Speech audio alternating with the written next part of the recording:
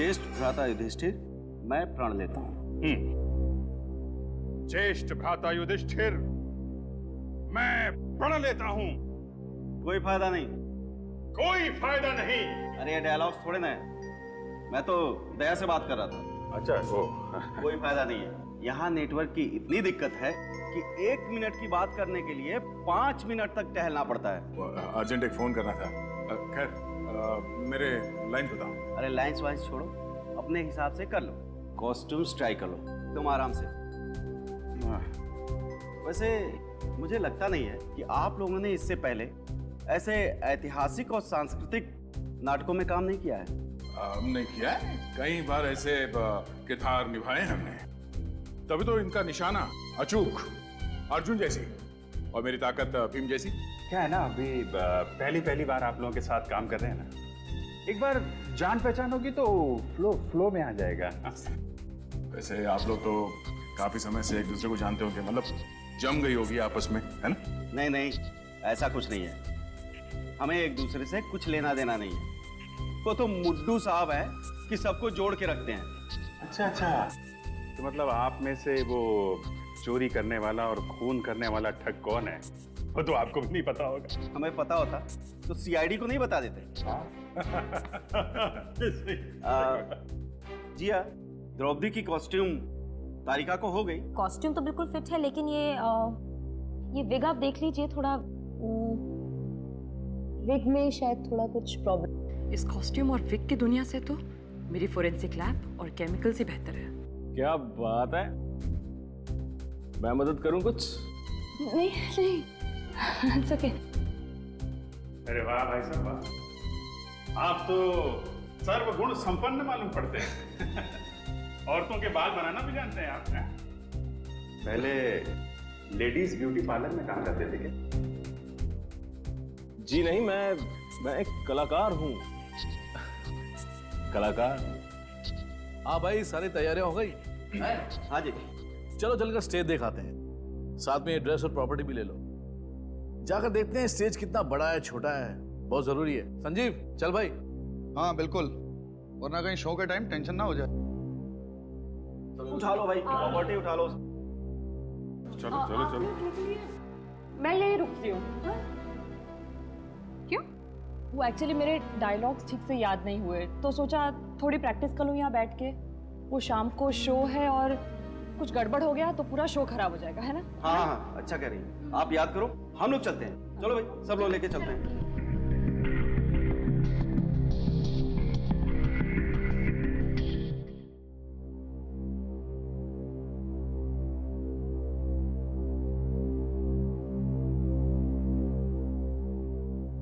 अरे भाई, सारी कॉस्ट्यूम्स और प्रॉपर्टी ठीक तरह से चेक कर ली है ना? ध्यान से, कोई भी चीज छूटने ना पाए। शो में किसी भी किस्म की गड़बड़ी नहीं होनी चाहिए, ठीक है ना?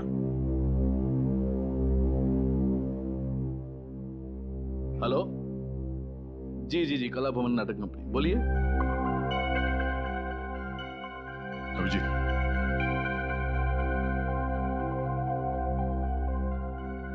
ये देखो रुमाल। इनका महाभारत के नाटक में क्या लेना देना? मैंने पत्थर रख दिया और इसे ऐसे बंद करके जोर से घुमाया। इसके अंदर की चीज सीधी जाकर के सामने वाले के कंठ पर लगी और ऑक्सीजन की कमी की वजह से उसकी मौत हो गई। मतलब इस रुमाल में पत्थर बांध के खून किया जाता है। खून इन कलाकारों में से कोई है। कोई चक्रव्यूह रचना पड़ेगा खूनी को पकड़ने के लिए। अरे भाई, सारी प्रॉपर्टीज चेक हो गई? हाँ, चेक तो हो गया, पर ये प्रॉपर्टी देखिए, समझ में नहीं आ रही है कहाँ से है। देखिए ये रुमाल? हाँ। ये यहाँ क्या कर रहे हैं? अरे भाई मीर जी, जरा। अबे सतयुग के नाटक में ये कलयुग का रुमाल देने वाले थे कलाकारों को? हद हो गई यार। मुझे क्या पता कि किसने रख दिया। हाँ, हो सकता है किसी कलाकार ने धो के सुखाने के लिए रखा होगा। हाँ, और क्या, एक काम करते हैं, रुमाल को संभाल के रख लेते हैं, मीर साहब का पसीना पोंछने के काम आएगा।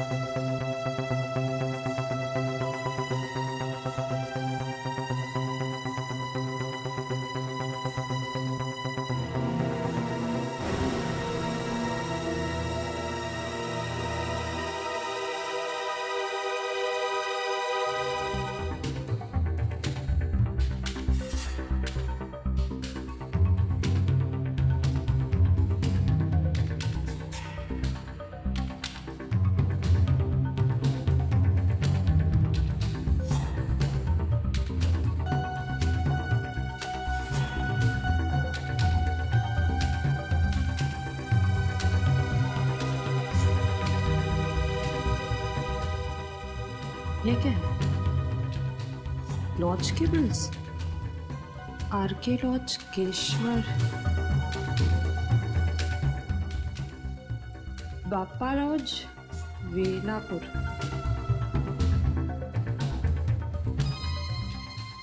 नीलम लॉज, सीरकपुर। सीरकपुर? लेकिन ये तो नीलम लॉज नहीं है। और ये बाकी दोनों शहरों में भी कला भवन, नाटक मंडली वाले तो सरकारी लॉज में रुके थे। ये तो लॉज के बिल्स यहाँ क्या कर रहे हैं?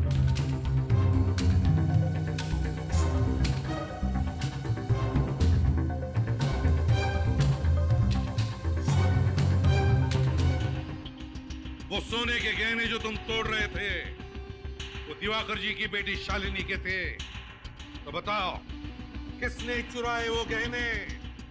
किसने मारा शालिनी को? साहब मैं तो बस कारीगर हूँ साहब, मुझे कुछ नहीं मालूम। झूठ झूठ बोल रहे हो तुम। बताओ कौन है वो जिसने तुम्हारे सेठ जी का खून किया, और उस लड़की का भी जिसने गले में स्कार्फ पहना था? नहीं साहब, मैं किसी भी खून के बारे में कुछ नहीं जानता हूँ साहब। और उस आदमी के बारे में क्या जानते हो जिसकी एक आंख पत्थर की है? साहब हमेशा एक पत्थर की आंख वाला आदमी लूट का माल बेचने दुकान पे आया करता था, मगर इस बार वो लड़की आई थी गहने बेचने साहब। तो लड़की ने गहने बेचे या नहीं? हाँ साहब बेचे ना। सेठ जी से पैसे लेकर वो जल्दी में निकल गई, और थोड़ी देर बाद वो पत्थर की आंख वाला आदमी आया। सेठ जी ने जैसे ही उसे बताया कि वो लड़की पैसे लेके गई है, वो आदमी आग बबूला हो गया साहब। धोखा सचिन, एक दूसरे को धोखा दे रहे थे। पहले रूहान ने अपने साथियों को धोखा दिया, और अब उस लड़की ने रूहान को। वो लड़की जब मुंबई आती थी तो कहाँ रुकती थी, तुम्हें पता है? वो तो नहीं पता, हाँ, लेकिन वो जब भी सेठ जी की दुकान पे आती थी तो ऑटो वाले को 15 रुपए देती थी। छुट्टा तो उसके पास कभी होता ही नहीं था, हमेशा मुझसे ही लेकर देती थी। 15 रुपए? ऑटो रिक्शा का भाड़ा 15 रुपए होता था? इसका मतलब है ये लड़की जरूर कहीं वहीं आसपास किसी लॉज में रहती थी इस दुकान से। सचिन, पता लगा। क्या मतलब है इस बात का, मुझे बताओ कि तुम लोगों को पैसे नहीं मिलेंगे तो तुम शो नहीं करोगे? मैं सिर्फ पैसों के लिए काम कर रही हूँ, कोई समाज सेवा नहीं कर रही हूँ। सबको पैसे मिल जाएंगे, तुम्हें भी पैसे मिल जाएंगे। लेकिन मुथु साहब, आप पैसे लाएंगे कहाँ से? उसकी कोशिश मैं कर रहा हूँ। संजीव समझाओ इनको, मैं इन सबको। देखो मुझे इनके बैग में से लॉज के बिल्स मिले, तो देखो। इसका मतलब कोई है जो कला भवन नाटक मंडली का पीछा कर रहा है। जिस शहर में ये मंडली गई, उसी शहर में उसी तारीख को ये अनजान लोग लॉजेस में जाके ठहरे थे। लेकिन ये बिल्स यहाँ पे आए कैसे? लॉज में जाके पता करना पड़ेगा कौन है ये लोग और इनका मकसद क्या है। एक मिनट। Hello hello. तो होंगे कहीं का। मुझसे बोला यहाँ पे नेटवर्क नहीं मिलता, खुद फोन पे बात कर रहा। देखो दया, कौन सा नेटवर्क है इसका?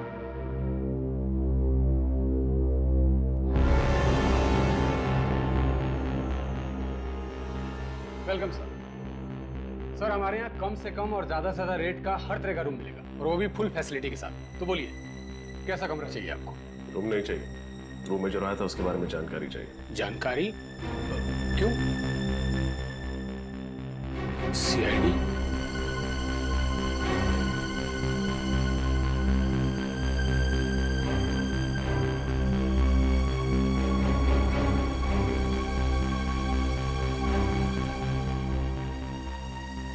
पहचानते हो सर?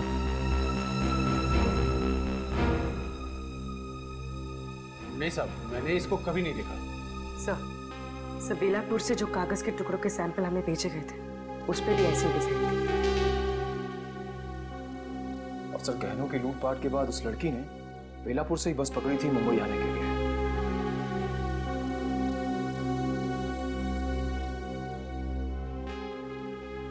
सर इसका मतलब वो लड़की इस लॉज में आई थी। कोई लड़की याद? गोरी दुबली, हाइट लगभग 5.5 फुट, गले में स्कार्फ, आंखों पे बड़ा सा चश्मा और हाथ में काले रंग का सूटकेस। नहीं साहब, पक्का नहीं है। खाना खाया तू? खाना नहीं। क्यों? जेल में क्या मस्त खाना बनाया आज। मोटी रोटी, पतली दाल, तीखी मिर्च। चल सब छोड़ो तो। सब माफ कर दो साहब, गलती हो गई साहब। मैं लालच में आ गया था। मुझे उस आदमी ने मुंह बंद रखने के लिए 5,000 रुपए देते साहब। मेरा बस इतना ही कसूर है। वो बहुत डेंजर आदमी दिखता था साहब। उस आदमी के बारे में क्या क्या जानते हो, सब कुछ बताओ। वो आदमी 2 दिन से इस लॉज में रुका हुआ था। अभी भी है? नहीं मैडम, अभी चला गया साहब। और हाँ साहब, वो मैडम काले रंग का सूटकेस लेके उससे मिलने आई थी आज। मिलने आई थी? फिर मिली उससे? नहीं, वो यहीं पे बैठ के उसका इंतजार कर रही थी कि अचानक उस मैडम का फोन आ गया और वो बात करते हुए निकल गई। अभी तकरीबन 1 घंटा पहले। कमाल है, जिस आदमी से वो डर के भाग रही थी, उससे मिलने वो यहाँ क्यों आई? आई थी, मिली नहीं, फिर गई कहाँ? सर, कहीं इस डिजाइन में उस जगह का पता तो नहीं है जहां वो गई है?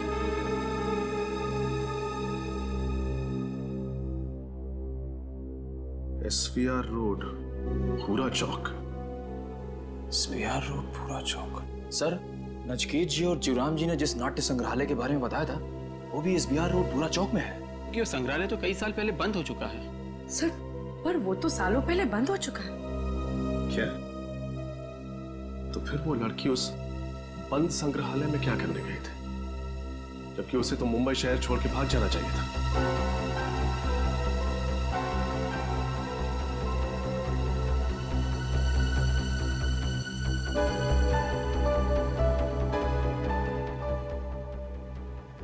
बोलो। मीर साहब, इस तरह काम बिगड़ जाएगा। हमने काफी अरसों से आपके साथ काम किया है। ये कौन लोग हैं? ये मीर सीरकपुर में अपने नाटक मंडली के अलावा किसी और को भी जानता है क्या? इन लोगों को कहीं देखा है।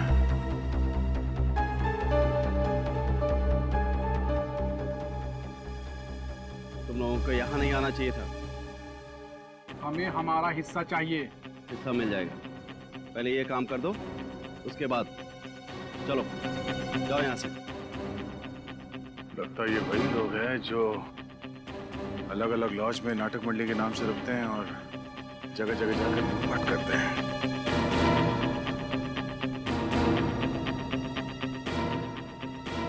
सर, मैं कुछ फोटो भेज रहा हूँ सर।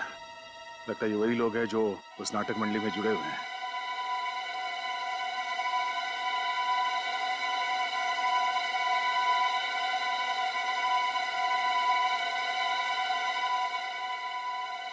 दरवाजा तो खुला था।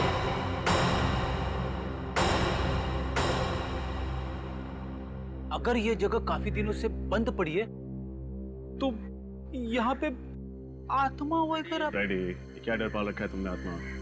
बाहर निकले से, नहीं डर तुम्हारे लिए बीमारी बन जाएगी। मैं कोशिश करूंगा सर, लेकिन ये पत्थर की आंख वाला आदमी इस लड़की को यहाँ क्यों लेकर आया होगा? शायद यहाँ पे पैसों का बंटवारा करने आए होंगे। चलो अंदर चल के देखते हैं।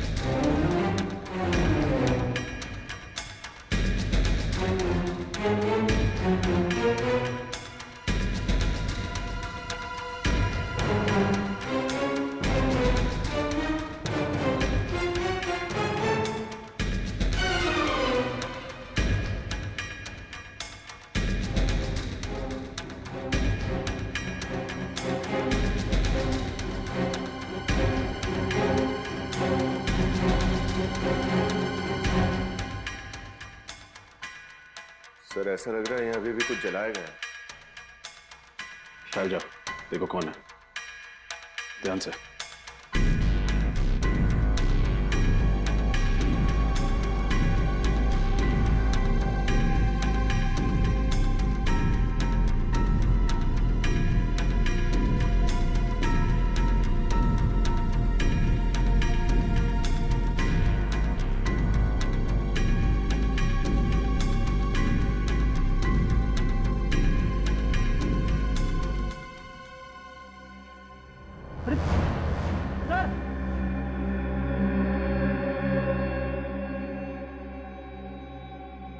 वही लड़की है जिसे हम ढूंढ रहे थे। श्रेया,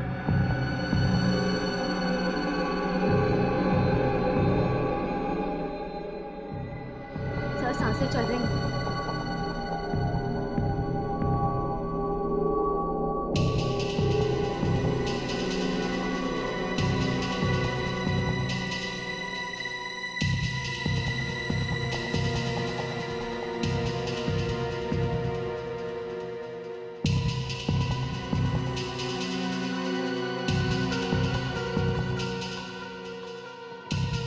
आराम से, आराम से।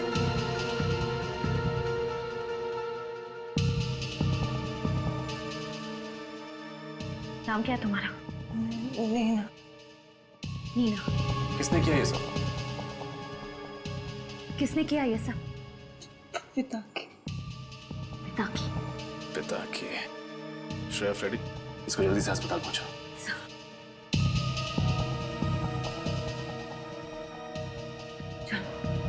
समझ गए।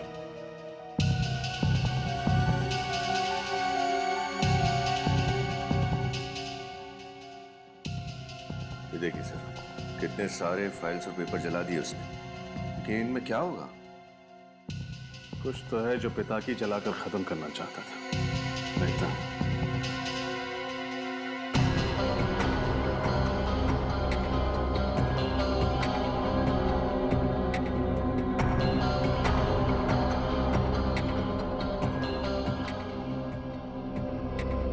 सर, ये देखिए, ये कलानगर नाटक मंडली के इतिहास की पत्रिका का रिकॉर्ड है। सर, इस रजिस्टर के हिसाब से आखिरी बार 1995 में इसी ग्रुप का कोई सदस्य पत्रिका को लेकर गया था। इसका ये नाम और साइन चल गया है, लेकिन एड्रेस पूरी तरह नहीं चला। चिलकुर नगर 21, चिलकुर नगर 21 क्या हो सकता है? सर, कहीं ये किसी जगह का कोई रूम नंबर तो नहीं? रूम नंबर 21, रूम नंबर, एक मिनट। चिलकुर नगर में एक हॉस्टल है ना, डीए हॉस्टल। हो सकता है उस हॉस्टल के रूम नंबर 21 से कोई शख्स आया। हो सकता है सर, क्योंकि डीए हॉस्टल से करीब 10 मिनट की दूरी पर एक पुराना ड्रामा कॉलेज है और वहाँ के स्टूडेंट्स इसी हॉस्टल में रुकते हैं। एक काम करते हैं, डीए हॉस्टल चलते हैं, देखते हैं कि कौन है जो कला भवन के ठगों की तरह लूटमार और खून कर रहा है। ये मीर बाहर जाकर इन लोगों से मिला था, शायद यही है वो ठग लुटेरे।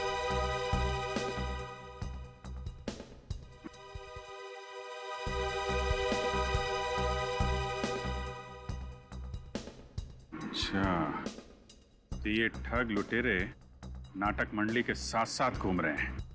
जहाँ जहाँ ये नाटक मंडली जाती है, ये लोग वहीं वहीं पे लॉजेस में जाके ठहर जाते हैं। कहीं रिश्तेदार बन के और कहीं गवाह बन के अपना काम कर रहे हैं। और वो बिल्स कौन जमा कर रहा है उसके बारे में अभी तक कुछ पता नहीं लगा। इस मीर पे ही नजर रखते हैं, सब पता चल जाएगा। घबरा मत भांजे, जब तक तुम्हारा शकुनी मामा जीवित है ना, तब तक पांडवों की कोई चाल नहीं चलेगी। अरे यार, इस बार मुड्डू साहब से पैसे ले लेने हैं, मैं बता रहा हूँ। बोला तो है, बात तो की है उस दिन, पैसे तो देंगे। अच्छा मुझे ये बता, ये शकुनी मामा का अंगरखा और केस तैयार हो गए क्या? हाँ तैयार हो गए, तैयार हो गए। हाँ हाँ हो गया। और ये लाइट वाले दादा को बोल दिया कि द्रौपदी की एंट्री के लिए मुझे लाल लाइट चाहिए। सुबह ही बोल दिया था। बोल दिया था? हो गया। चल चल, थैंक यू।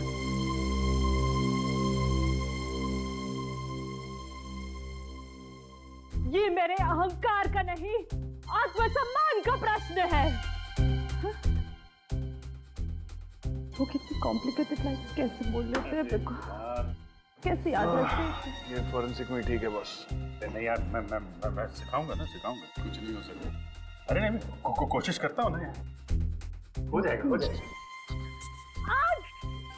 आज मैं ये प्रण ठानती हूँ कि मैं ये केस जब तक उस दुष्ट दुशासन के रक्त से नहीं रंगे जाएंगे, ये केस मैं हमेशा ऐसे खुले ही रखूंगी।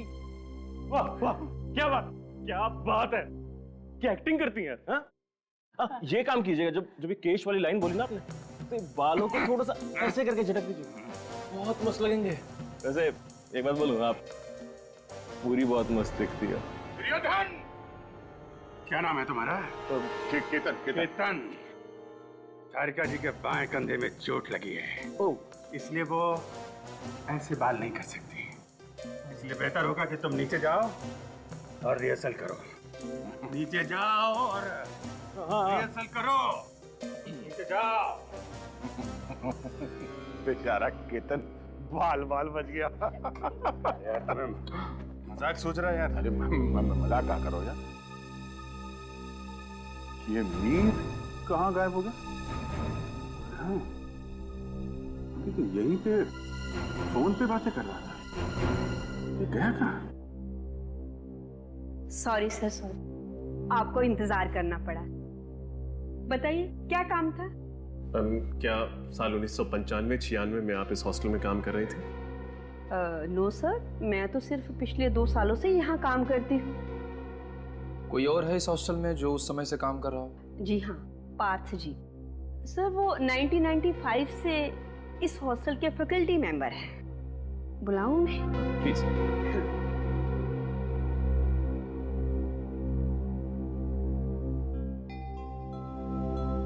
पार्थ जी, सीआईडी ऑफिसर्स आए हैं, आपसे कुछ पूछना चाहते हैं। जी, क्या मदद कर सकता हूँ आपकी? जी, हम एक ऐसे स्टूडेंट के बारे में पता लगा रहे हैं जो पास वाले ड्रामा कॉलेज में पढ़ता था। क्या नाम है उसका? उसका नाम तो हमें नहीं पता। इनफैक्ट हमें यह भी नहीं पता कि वो लड़का है या लड़की। हमें तो सिर्फ इतना पता है कि 1995-96 में वो यहाँ आपके हॉस्टल में रहता था या रहती थी। 95-96, यस, ड्रामा कॉलेज के कुछ स्टूडेंट्स यहाँ रहते तो थे। इनफैक्ट एक नाट्य महोत्सव में उन्होंने हिस्सा भी लिया था और ट्रॉफी जीत कर लाए थे। मुझे अच्छी तरह याद है, दिन रात रिहर्सल करके उन लोगों ने नाच में दम कर रखा था मेरा। उन विद्यार्थियों का नाम पता कुछ बता सकते हैं आप? आई एम सॉरी, इतने पुराने रिकॉर्ड्स नहीं है हम लोगों के पास। आपने कहा कि उस साल उन्होंने नाट्य महोत्सव में ट्रॉफी जीती थी। यस। तो फिर कोई फोटो वगैरह तो होगी आपके पास? यस, एक एल्बम है, फोटो एल्बम। ठीक है, वो फोटो एल्बम हमें चाहिए। Yes, here it is. Thank you.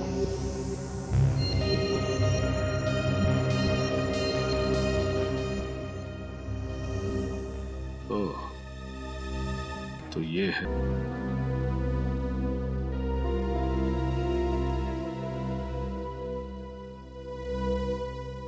Hello.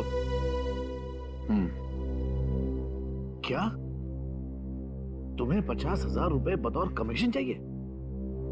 दिमाग खराब हो गया तुम्हारा। कहां से लाऊं मैं इतने पैसे? मेरे कलाकार मुफ्त में काम नहीं करेंगे, बिल्कुल नहीं करेंगे। नहीं करना मुझे तुम्हारा शो, नहीं करना। जाओ। पता नहीं कहां कहां से आ जाते। नमस्कार। जी नमस्ते। आप ही कला भवन नाटक मंडली के मैनेजर हैं? जी हाँ, मैं ही मैनेजर हूँ। बताइए। बहुत ही अच्छा अभिनय करते हैं आपके कलाकार। जी शुक्रिया, वो तो है। मैनेजर साहब, ये कुछ रुपए लीजिए, हमें आपका एक शो करना है। जी हाँ, हम लोग जरूर शो करेंगे। बस आप डेट और टाइम बता दीजिए, हम जरूर शो करेंगे। देखिए, टाइम और डेट हम आपको बहुत जल्द बता देंगे। अच्छा, नमस्कार। जी नमस्कार।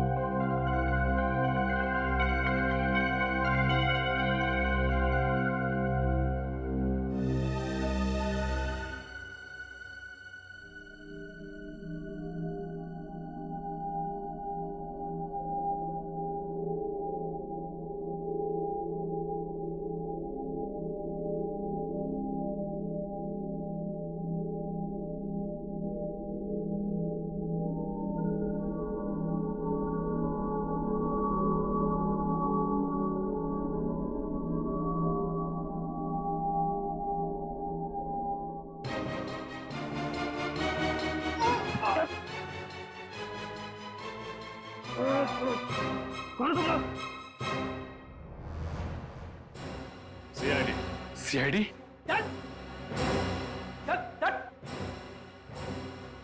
पत्थर से झटका देकर लोगों को मारते हो ना तुम लोग, अब हमारा झटका देखना।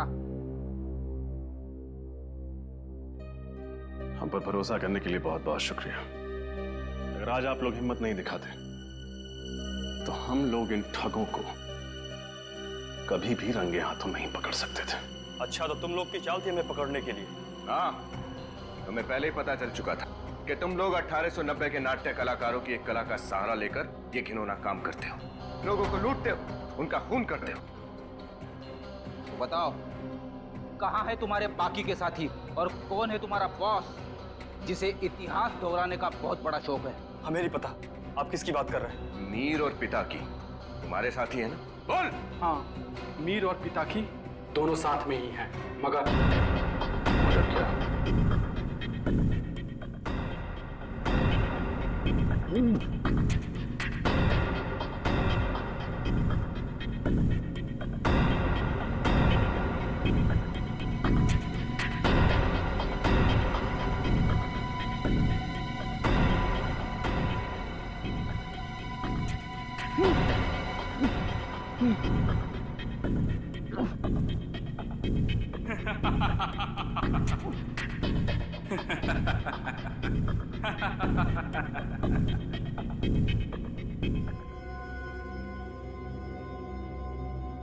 अपने सरदार के साथ विश्वासघात, तुम नहीं बचोगे। मैं तुम्हें छोड़ूंगा नहीं पिता की। पहले अपने आप को तो छुड़ा के दिखा मीर साहब।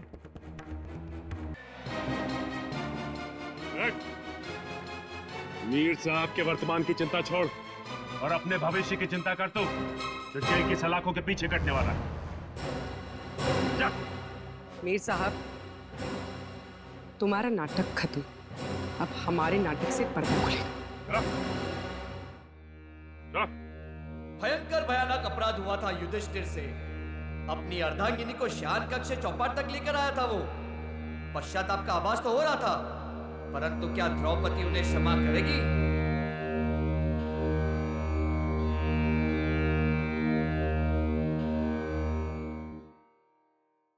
मैं आपकी अर्धांगिनी हूँ, जीवन संगिनी हूँ। कोई वस्तु नहीं जिसे आप दांव पे लगा दे। घोर अपराध हुआ है मुझसे पांचाली। विवश हो गया था मैं उस पल। उस क्षण को मैं स्मृति से ओझल करना चाहता हूँ। आपका अपराध क्षमा के योग्य नहीं है। मेरे पालनहार होकर आप मुझे चौपट की बाजी में हार गए। यदि आप अपने अपराध को स्मृति से ओझल करने का उद्देश्य रखते हैं तो उस दुष्ट दुशासन के साथ मुझे माफ कर दीजिए।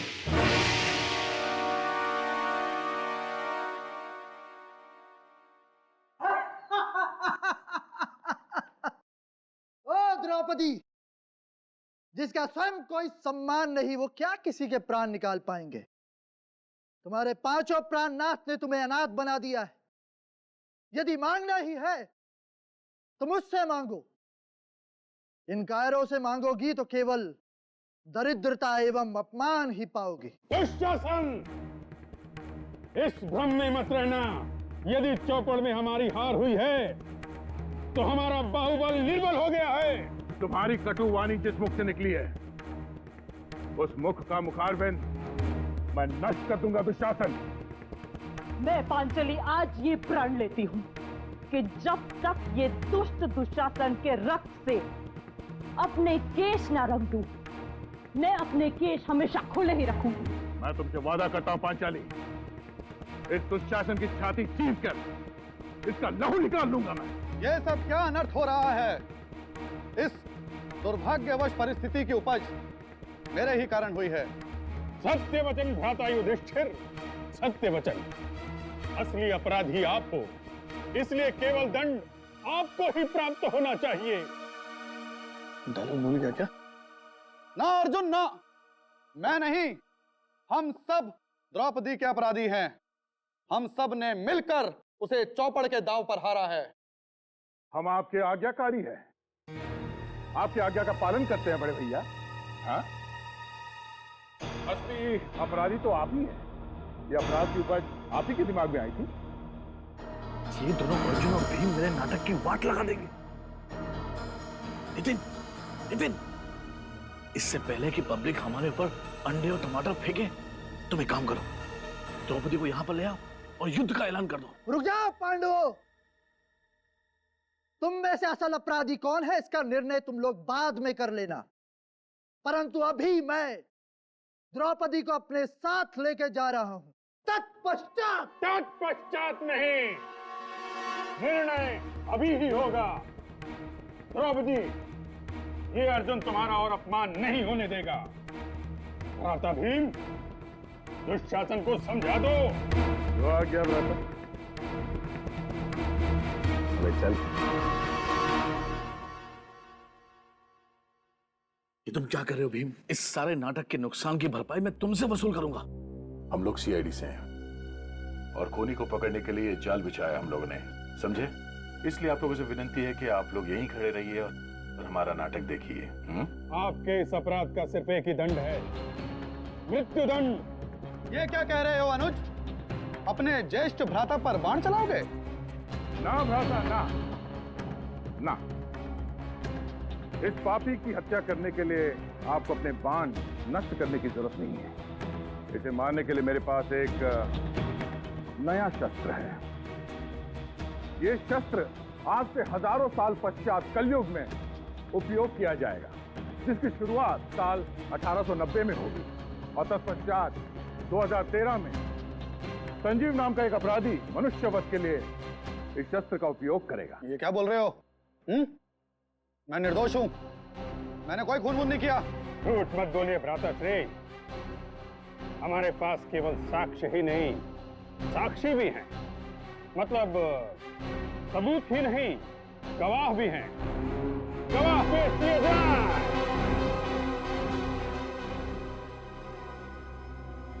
कौन हो तुम लोग?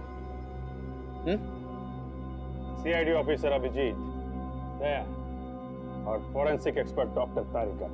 तुम्हारे गुनाहों का पर्दाफाश हो चुका है संजीव। पिताकी और मीर ने तुम्हारे खिलाफ बयान दे दिया।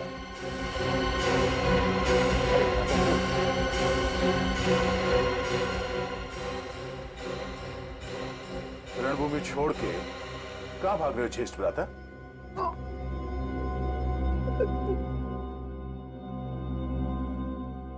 सर, कला भवन नाटक मंडली चलाने के लिए पैसे चाहिए थे सर। पूरे साल मेहनत के बाद भी हम लोग इतना पैसा नहीं कमा पाते थे कि मंडली का खर्चा उठा सके सर। जब कला भवन के ठगों का इतिहास पता चला तो मैंने पिताकी, रुहान, मीर और नीना के साथ मिलकर सर लूटपाट और खून का सिलसिला शुरू किया सर।